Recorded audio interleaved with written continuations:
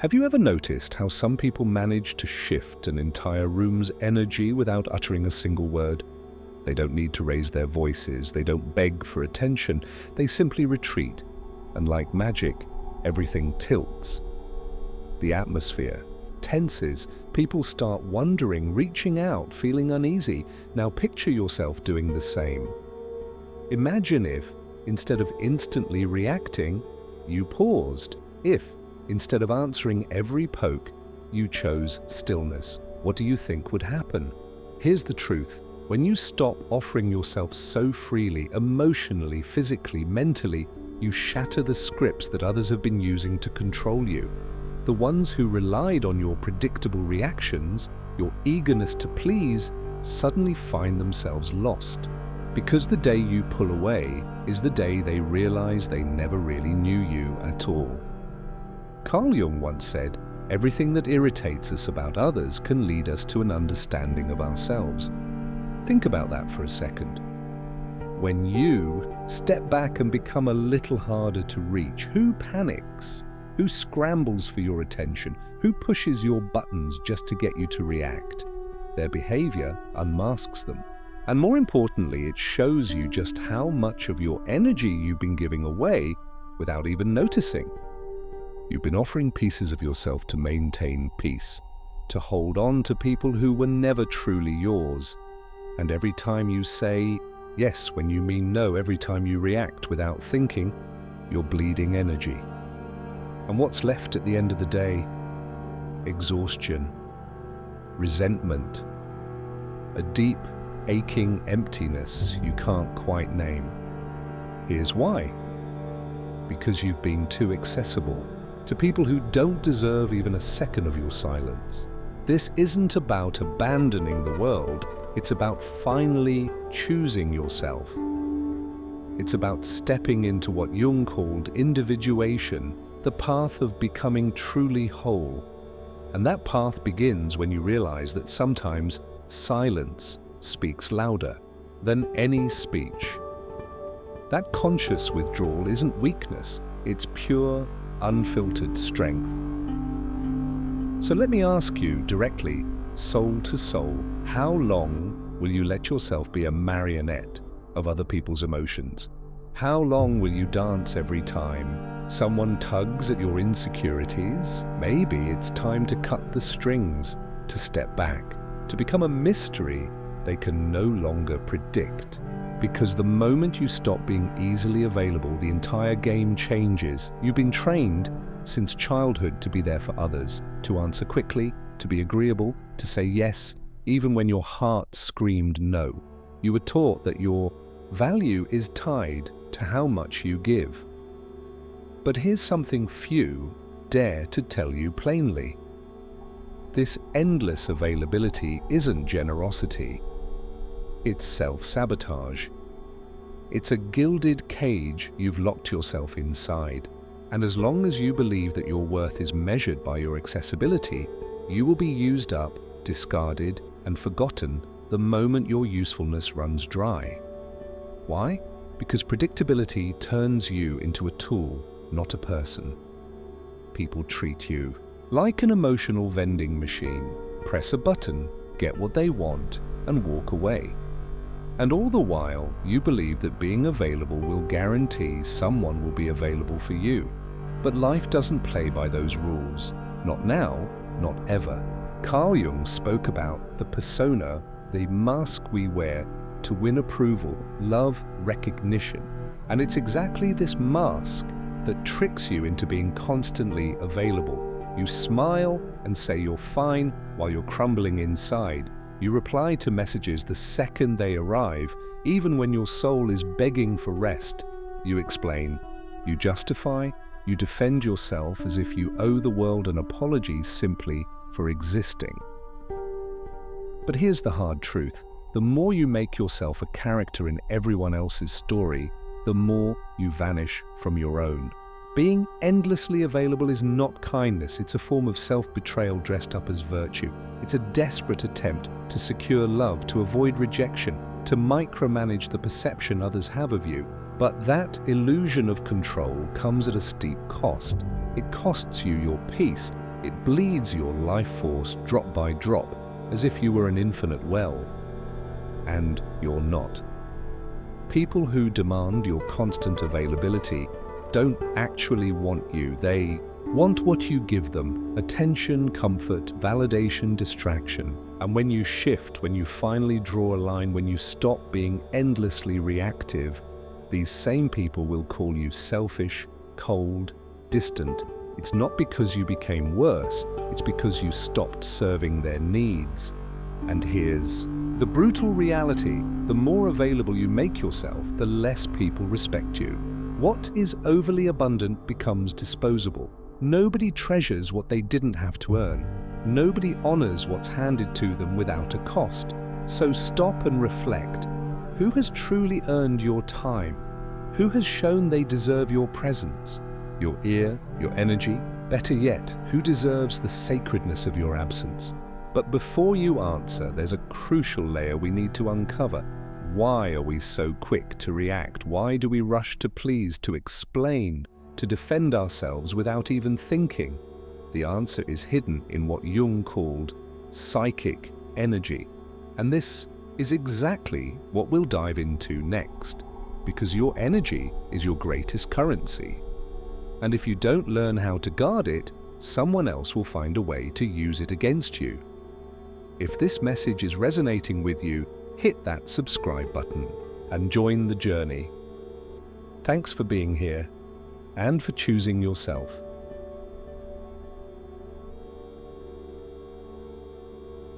Jung didn't see the mind as a machine spitting out reactions without consequence.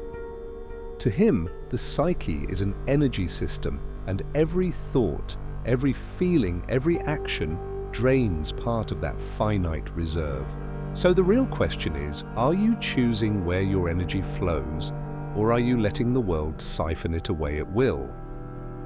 Every time you fire back at a pointless criticism, every time you scramble to justify yourself to someone who doesn't deserve the explanation, every time you pour energy into arguments, into proving your worth to those who don't see it, you are hemorrhaging your psychic power, and Jung made it clear. What you resist persists. The more you react, the deeper you entangle yourself. People who live in a constant state of emotional exhaustion aren't weak, they're simply misaligned. They have forgotten how to guard their energy, and exhaustion breeds vulnerability. When you're drained, you're easy prey. Manipulators, users, emotional vampires, they can smell it.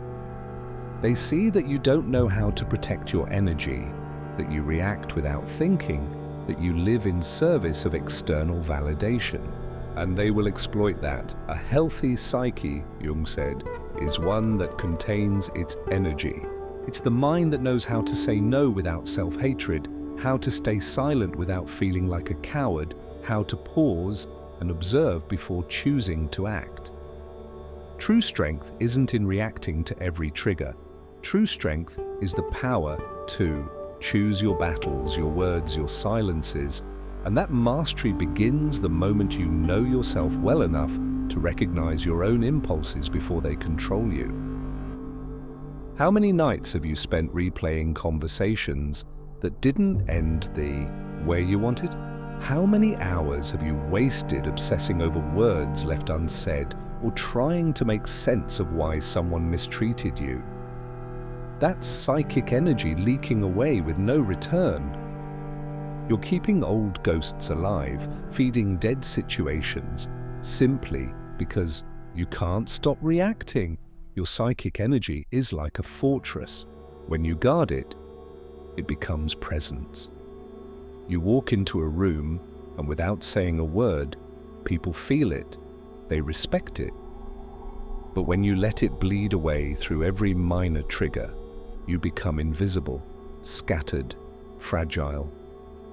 And the world, harsh as it is, has little mercy for those who hand away their power so easily. So begin to notice your own fault lines. What makes you lose yourself? What sparks an instant, uncontrollable reaction? Those are the fractures where your energy seeps out.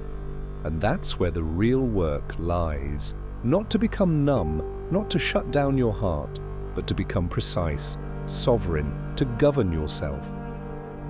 And this brings us to one of Jung's most unsettling insights. The moment you conserve your psychic energy, you shatter the illusions others project onto you.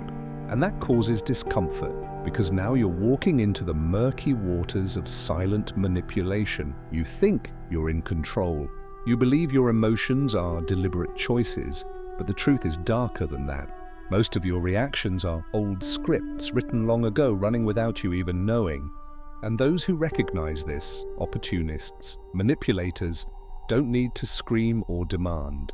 They simply press the right emotional buttons, the ones you left exposed, and watch you dance. Jung called it projection, the unconscious act of throwing one's own flaws, fears, and unmet needs onto someone else. But here's the hidden layer. While others project onto you, by staying emotionally wide open, allow yourself to become a blank screen for their illusions. Think about that friend who only calls when their life is falling apart. That partner who expects you to always fix things. That person who praises you just enough to keep you useful. None of it is random.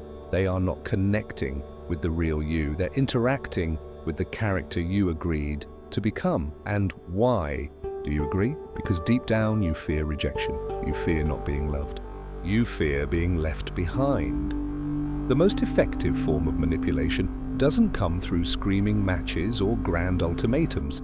It thrives in the silent corridors of guilt, when you feel you owe it to someone to stay, when you believe you must be available, must fix, must understand, even if it chips away at your soul. Here's the crux. A skilled manipulator doesn't need to force you into anything. They just need you to keep reacting predictably. But when you stop playing along, when you start saying no without apology, when you answer with stillness instead of explanations, when you retreat instead of justifying, the entire illusion collapses. The mask they had placed over you falls apart, and for the first time, they are forced to see the real you. And this unsettles people, because suddenly they no longer know who they're dealing with. Worse still, they're forced to confront themselves, and many are not ready for that reckoning. Your silence, your unavailability becomes a threat, because it exposes the void they've been desperately trying to ignore. The stillness you offer shines a brutal light on the internal chaos they've spent a lifetime trying to drown out. And so the backlash comes, the accusations, the emotional theatrics, the criticism. Not because you did anything wrong, but because you dared to stop being the mirror that made them feel whole. Jung said, "We do not become enlightened by imagining figures of light, but by making the darkness conscious." When you withdraw, when you stop feeding the cycle, you force the shadow of the other to the surface. And for those who have built their lives on avoiding their own darkness, this is intolerable.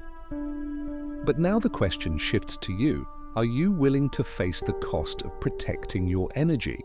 Are you prepared to be misunderstood, rejected, even vilified for refusing to play your old part? Because it's exactly in that silence, uncomfortable, raw, heavy, that a new power begins to rise. Now let's talk about what truly happens when you stop reacting, when you embrace the silence instead of fighting it. Because it's inside that silence that something extraordinary is born, the beginning of a new kind of power.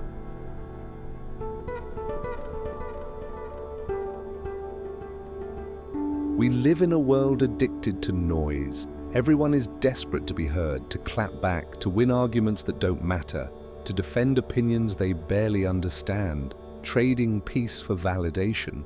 But there is a power that almost no one knows how to wield, the ruthless, deliberate power of silence. Not the silence of fear, not the silence of resignation, but the silence of someone who sees clearly and chooses presence over reaction. Jung understood, silence isn't emptiness, it's a crucible where real transformation happens. When you stop reacting, you start seeing. Patterns reveal themselves, cycles of manipulation, loops of self-betrayal, invisible chains that you could never notice when you were busy trying to win. Silence births clarity, and clarity terrifies those who once depended on your confusion. Have you ever noticed how some people spiral when you don't text back immediately? When you don't explain, don't justify, don't engage, it's not because they miss you, it's because your silence strips away their ability to control the narrative. As long as you're talking, you're still playing their game. But when you go silent, you change the entire board. You shake the very ground they thought was theirs. True silence isn't the absence of words. It's dominion over your own energy. It's refusing to be dragged into emotional battlegrounds that only bleed you dry. It's choosing sovereignty over reaction. Jung taught that individuation, becoming who you were truly meant to be, requires stepping back, requires space, requires silence, because only in silence can you finally hear your own voice, not the world's demands screaming over it. Come, but don't be naive. Silence comes with a cost. It will peel away the people who only loved the role you played, not the soul you are. It will confuse, anger, and alienate those who only saw their reflection when they looked at you. You will be called distant, arrogant, cold, and you will realize it's the price of freedom. But remember this, all that backlash, all that noise, they're just reactions from people who were never interested in your depth, only in your usefulness. And here's the hard truth. As you evolve, you naturally become more selective with your words. You realize that every sentence you speak is an energetic investment, and not everyone deserves a piece of your truth. Sometimes silence isn't a withdrawal. It's a declaration of sovereignty. It's the language of those who have nothing left to prove. Silence makes people uncomfortable because it forces them to sit with themselves, to hear their own chaos without the distraction of your energy soothing them. And that discomfort says more about them than any defense you could ever mount. You don't need to explain your absence. It speaks louder than any justification could. And those who are rattled by it are the ones who leaned on your imbalance to stay standing. But the most powerful silence isn't the one that unsettles others. It's the one that rebuilds you from the inside out. It's the silence that cuts through the noise of the world and plugs you back into your own soul. It's in this sacred space, far away from the pull of external demands, that you start to reclaim your energy, your essence. And this leads to the next frontier. It's not enough to simply cut out the noise. You must relearn how to command your energy, where it flows, where it anchors, and most critically, where it must never be wasted again.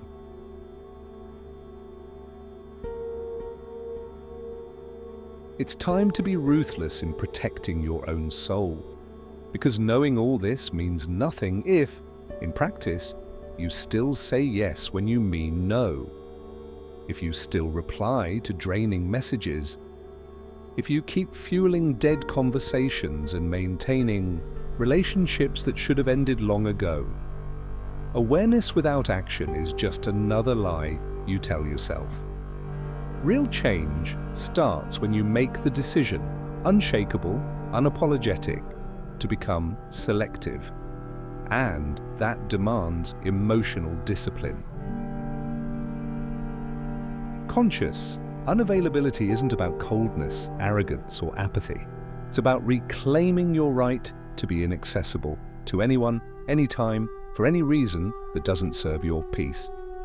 And it starts with small, radical acts. Not answering immediately, breathing before you react. Walking away before you're dragged into drama, turning your phone off without second thoughts, saying not today, saying I'm not interested, saying I'm choosing myself. But here's the crucial truth. You don't owe anyone an explanation for your silence. You don't have to justify your absence. You owe loyalty to only one person, yourself. And that, for many, is unforgivable, because when you stop explaining, you take away their ability to trap you in a role, the eternally available, endlessly understanding, always accessible version of yourself they depended on. Jung knew that every true journey of individuation passes through a phase of solitude, but not a barren, depressing isolation, a sacred solitude. A time when you step away from the noise, from the projections, from the expectations, and finally hear your own voice without interruption. A time when you rebuild who you are, not from the scraps others threw at you, but from the core of your being. Want a powerful way to measure your evolution? Watch who drifts away as you become quieter. Watch who tries to provoke you when you stop reacting. Watch who accuses you of changing when you finally protect your peace. These are not signs you're doing something wrong. They are confirmation that you are finally breaking free. Becoming unavailable feels foreign at first. You'll battle guilt. You'll wonder if you're becoming selfish. You'll hear whispers that you're too harsh. But this is the necessary pain of transformation. You spent a lifetime being trained to prioritize others over yourself. Of course, change feels uncomfortable, not just for you, but for everyone who fed off the old, compliant version of you. Conscious unavailability is not cruelty. It's the bedrock of true self-ownership. When you say no to the world, you say yes to your own soul. When you walk away from toxic spaces, you declare that your inner peace is worth more than counterfeit relationships. And when you stop explaining yourself, you force the world to finally respect you, even if only a few will truly understand. Not everyone is equipped to handle this version of you. Because your emotional absence unmasks the wounds they've worked so hard to bury, it exposes how much their stability relied on your instability, and that's when the rupture happens. With the rupture comes pain, comes loneliness, comes the terrifying feeling that you're losing something important, when in truth, you're finally setting yourself free. Now I want to hear from you. Are you ready to be misunderstood, pushed away, even criticized, just to stand true to yourself? Are you ready to pay the real price of inner freedom? If this message resonated with you, drop a comment saying, I choose myself. Let's see how many here are truly ready to walk this path. And don't stop here. The next video is crucial. It's more important than you think.